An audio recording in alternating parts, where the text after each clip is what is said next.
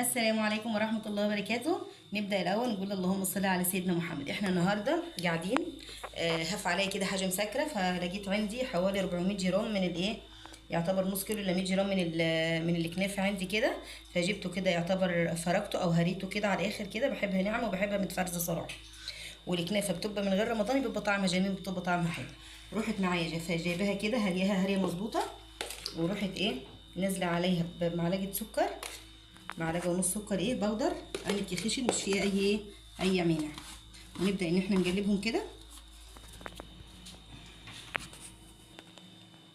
ورحت اللهم صل على النبي عندي حته سمنه بلدي على حته سمنه هولندي، رحت جايبهم في الطبق اللي هو شكله مش قوي ده، ورحت نازله بيهم على الايه، على الكنافه وهي سخنه كده.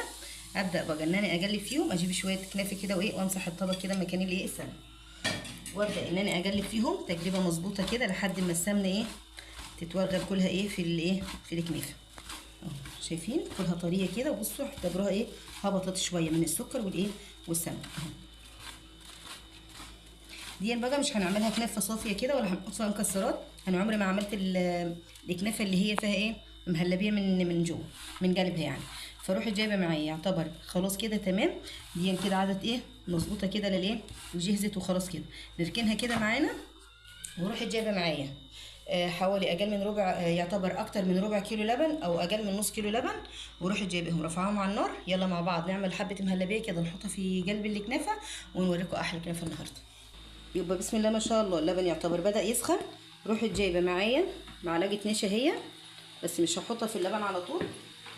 يعني بضمن الاول ان انا احطها في شويه ميه كده، واروح نازله بيها كده علشان ايه يعني اللي يعني يبقى مثلا يبقى فيها تكتلات ولا حاجه. فبفضل ان انا احط الخميره في شويه ميه كده، وانزل عليها ايه باللبن لما يكون معايا.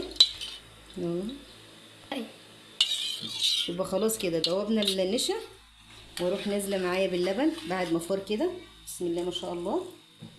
وابدا ان انا اقلب في المهلبيه بتاعتي الايه الممتازه دي اهو ما شاء الله. عشان اللبن فاير ربطت على طول اهو. احنا عايزين بقى الايه السمك الحلو دي، ان احنا بقى كنا حاطين معلقتين سكر في الايه في اللبن. برضو مش هتسكريها بقى علشان الايه لسه العجبه بتاعت الكنافه اللي هي الشربات. ومعانا حطينا برضو سكر في الايه في الكنافه.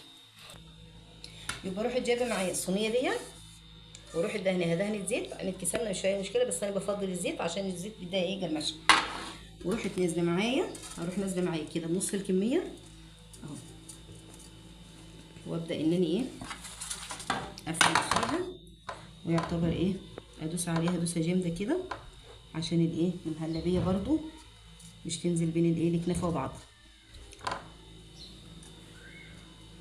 طبعا الصواني زي ما قلت لكم يعني انا صراحه مش بقيس ولا كده، عندي بالنظر بعملها زي اي ست بيت كده شاطره كده عادي خالص. ببدا انني ادوس فيها عليها خالص. لو انت حابه بصينيه مش في اي مشكله. هبدا انني كده ادوس عليها دوسه جامده، وابدا انني اعلي في الاطراف شويه عشان الايه المهلبيه كده. وابدا ان انا اجيب المهلبيه واوريكم. رحت جايبه معايا كده اللهم صل على حضره النبي المهلبيه بتاعتي كده، طبقه بسيطه خالص بتدي طعم كده ولون. وبصوا بتبقى طريه وجميله خالص كده. انا صراحه مش عملتها خالص هنا، بس انا ضغط عيني اتحب. احنا بقى بنروح لبعض كده يعني، احنا في ارياف اصلا اهو. مش شرط ان انت تحطي الكميه كلها، ممكن لو مش حاباكي العين كنافه ان انت ايه تسيبي له طبق مهلبيه كده وياكلوا عادي مش في اي مشكله لو كتير عينك. طبعا احنا يعني مش نرمي حاجه قصدي